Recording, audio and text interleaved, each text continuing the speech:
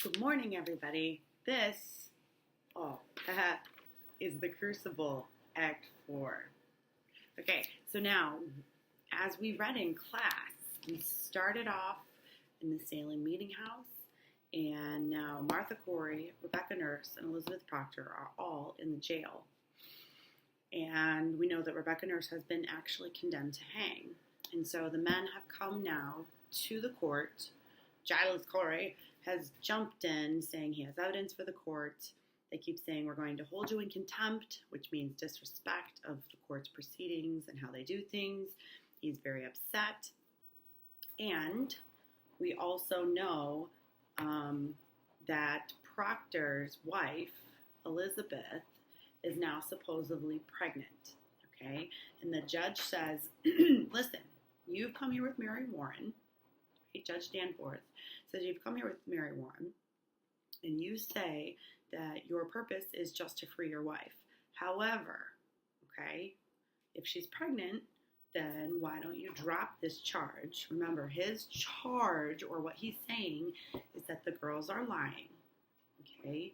Which would mean that everything is going to be turned upside down, okay? Paris doesn't want this to happen, because that would mean that the girls that live in his house are lying, and they're the daughters and relatives of a minister, okay? So that means that they're probably going to throw him out. That would damage his reputation. So, we've got Mr. Francis Nurse, we have John Proctor, and we have Giles Corey, who have all barged in now, okay? And so we're going to start on page 93 of the Red Book, okay? And it's page 86 of this book. So I'll give you a second to kind of get where you are. Either page 93 if you have the book with the red cover, or page 86 if you have the book with the black cover. And it's right where Proctor's going to take a bunch of papers out, and he's going to say, I am no lawyer. Okay, so find your place either on page 86 or page 93.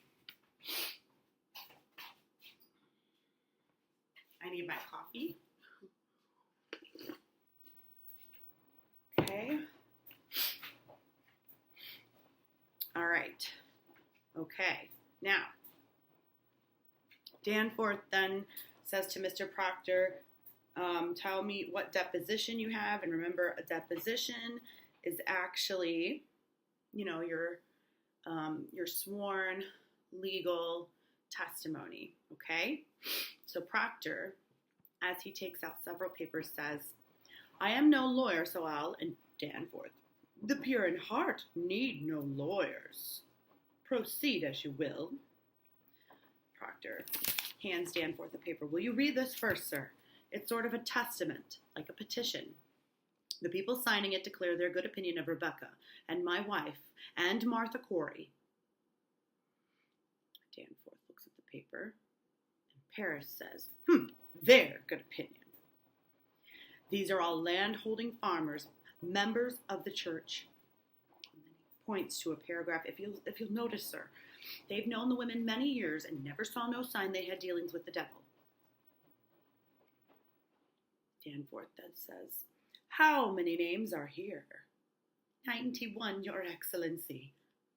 These people should be summoned for questioning, says Paris.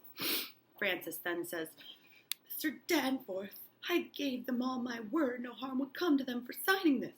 This is a clear attack upon the court.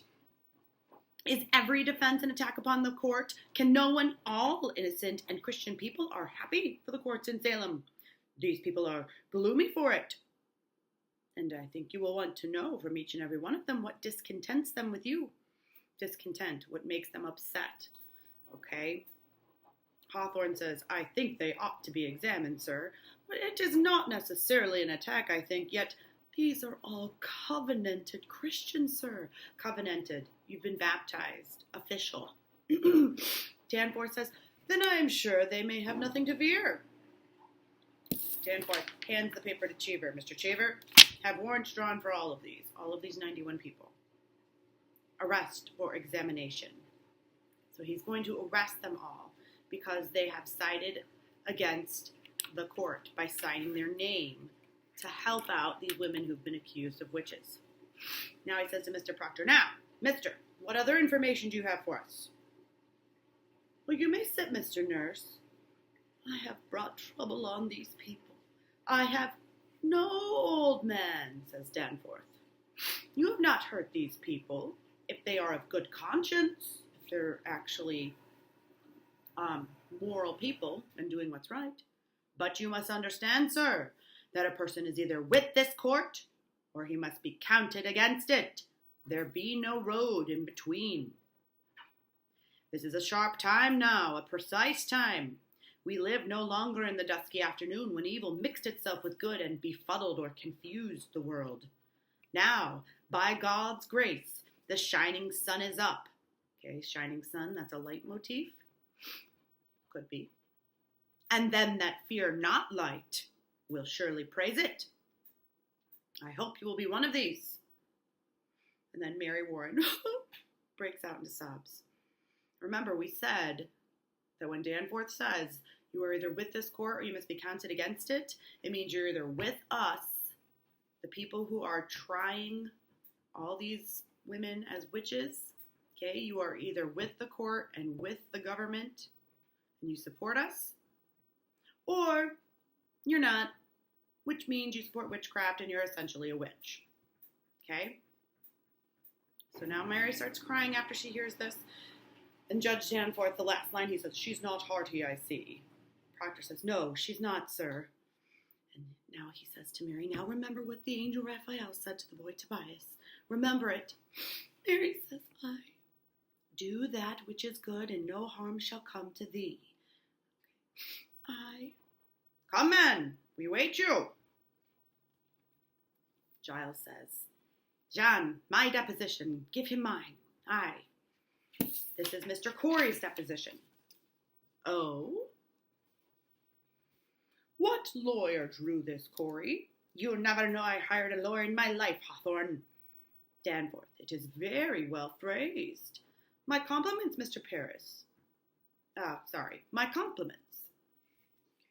And then Danforth says, "Mr. Paris, if Mr. Putnam is in the court, will you bring him in?" Now, you have, after Danforth walks to the window, he says, "You have no legal training, Mr. Corey. Sorry, it's early in the morning still." Giles says, "I have the best, sir. I am 33 times in court in my life, and always plaintiff, too." "Oh, then you're much put upon?" "Ha! I am never put upon. I know my rights, sir, and I will have them. You know, your father tried a case of mine, might be 35 years ago, I think." "Indeed." "He never spoke of it to you?" "No, I cannot recall it." "Well, that's strange.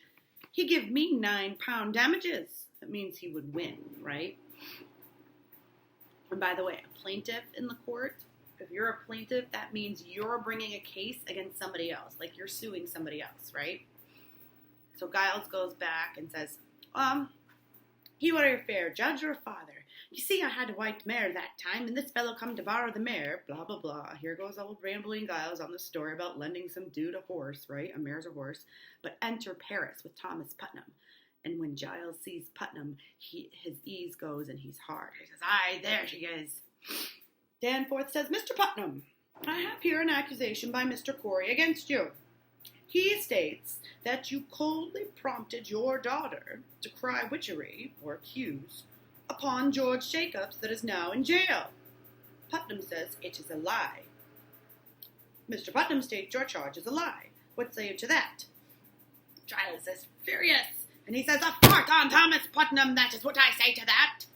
Okay, and I said to you, when he says a fart on Thomas Putnam, that's basically like saying, "F you, Putnam." Okay? Danforth says, "But what proof do you submit for the charge, sir?" "My proof is there." Right? Pointing to the paper. "If Jacobs hangs for witch, he forfeit up his property. That's law. And there is none but Putnam with the coin, the money, to buy so great a piece. This man is killing his neighbors for their land."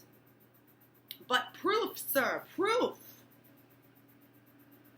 "The proof is there. I have it from an honest man who heard Putnam say it.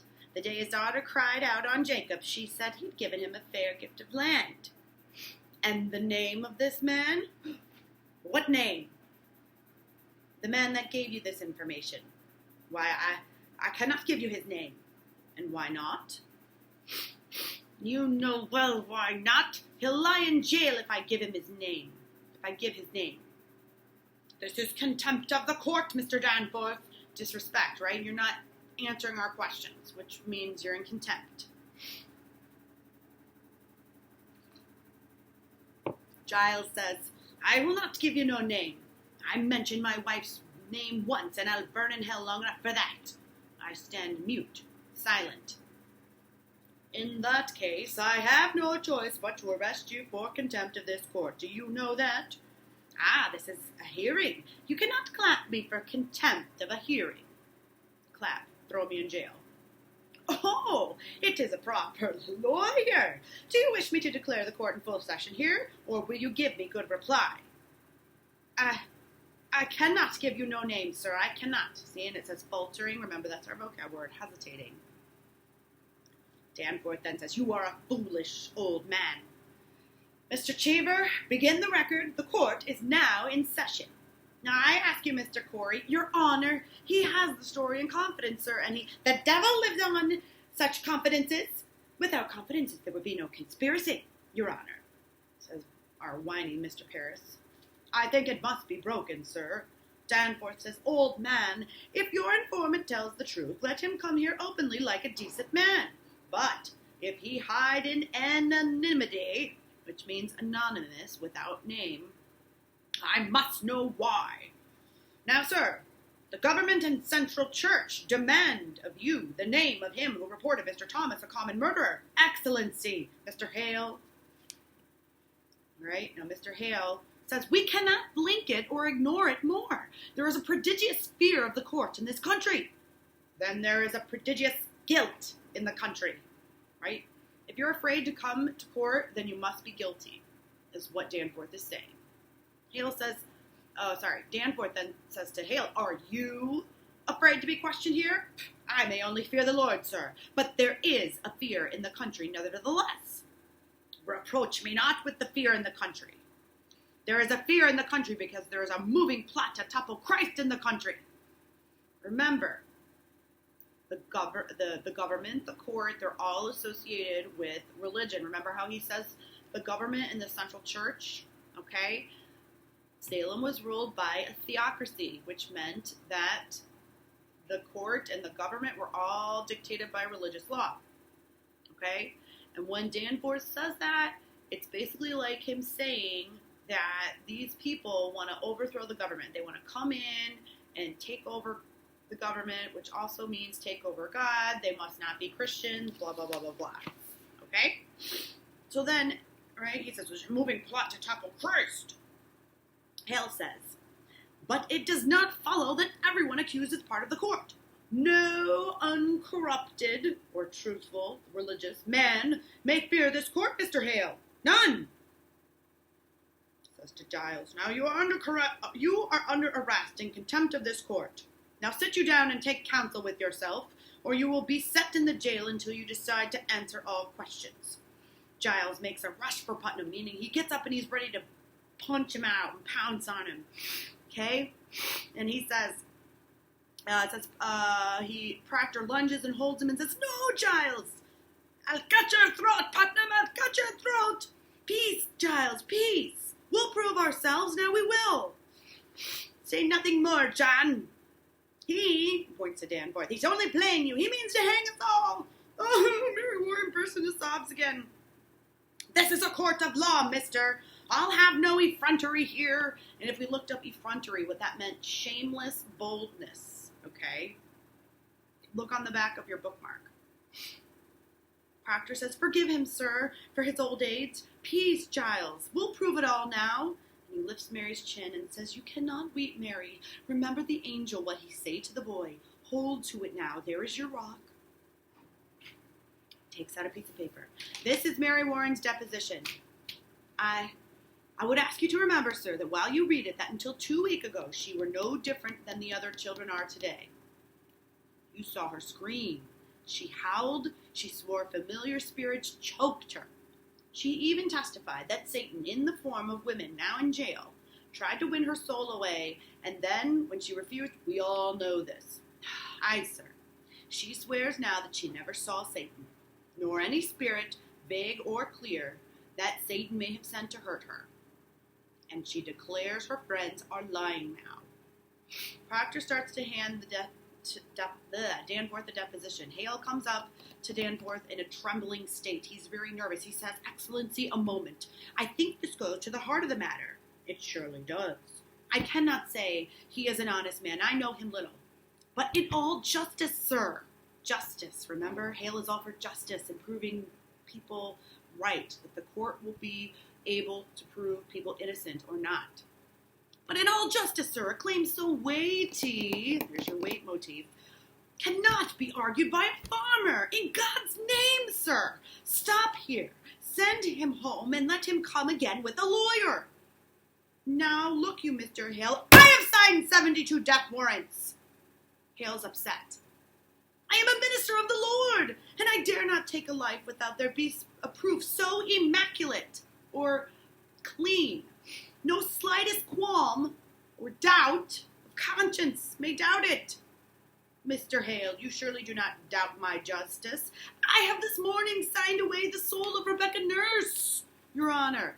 I'll not conceal it. My hand shakes yet as with a wound. I pray you, sir, this argument let lawyers present to you. Mr. Hale, believe me, for a man of such terrible learning, you are most bewildered or confused. I hope you will forgive me. I have been 32 years at the bar, sir. I've been a judge for 32 years, and I should be confounded or confused were I called upon to defend these people, the people who are now on trial. Let you consider now, and I bid you all do likewise. In an ordinary crime, how does one defend the accused? One calls up witnesses to prove his innocence. But witchcraft is ipso facto, which we found out is Latin and means as a matter of fact, okay, literally. But witchcraft is ipso facto, on its face and by its nature, an invisible crime, is it not? Therefore, who may possibly be witness to it? The witch and the victim, none other. Now, we cannot hope the witch will accuse herself, granted. Therefore, we must rely upon her victims. And they do testify. The children certainly do testify. As for the witches, none will deny that we are most eager for all their confessions, right? We want them to confess to being witches, because if they confess, they won't be hanged. They'll just rot in jail for the rest of their lives. So then the courts feel like, man, it's okay. I think I have made my point, have I not? But this child claims the girls are not truthful, and if they are not, that is precisely what I am about to consider, sir. What more may you ask of me? Unless you doubt my probity. Okay, probity, my uprightness, my judgment as a good judge. I surely do not, sir. Then let you consider it then. And let you put your heart to... Hale says, I surely do not, sir. Let you consider it then. And let you put your heart to rest. Her deposition, Mr. Proctor. Proctor hands it to him. Hawthorne rises, goes beside Danforth and starts reading. Paris comes to his other side, and Danforth looks up at John Proctor, then proceeds to read. Hale gets up, finds position near the judge, and reads too. Proctor glances at Giles. Francis prays silently, hands pressed together. Okay. Cheever waits placidly, the sublime official and dutiful. Mary Warren sobs once again. John Proctor touches her head reassuringly. Presently, Danforth lifts his eyes, stands up, takes out a kerchief and blows his nose. Okay, a handkerchief. The others stand aside as he moves in thought toward the windows. Paris, hardly able to contain his anger and fear, and that's an important thing there. Remember, Paris is afraid of his reputation is going to be damaged. Says, I should like to question, will you, Mr. Sir? Mr. Paris, I bid you be silent. So this is the first time that the judge finally is like, shut up. He stands in silence, looking out the window. Now, Having established that he will set the gate, Mr. Cheever, will you go into the court and bring the children here? Cheever goes out. Mary Warren, how came you to this turnabout? Has Mr. Proctor threatened you for this deposition? No, sir. Has he ever threatened you? No, sir. Has he threatened you? No, sir. Then you tell me that you sat in my court callously lying when you knew that people would hang by your evidence? Answer me! I did, sir. How were you instructed in your life? Who brought you up? Do you not know that God damns all liars, which means she would go to hell, right? The Puritans thought it was a sin to lie and that God would send you to hell if you lied. Or is it now that you lie? Mary Warren says, no, sir, I'm with God now. You are with God now. Aye, sir. Danforth says, I will tell you this. You are either lying now or you are lying in the court. And in either case, you have committed perjury and you will go to jail for it. You cannot lightly say you lied, Mary. Do you know that? Perjury is lying under oath. It is a legal term. It's still used today. Mary Warren says, I cannot lie no more. I am with God. I am with God. And she breaks into sobs at the thought of it, okay? And the right door opens and enter Susanna Walcott, Mercy Lewis, Betty Paris, and finally Abigail.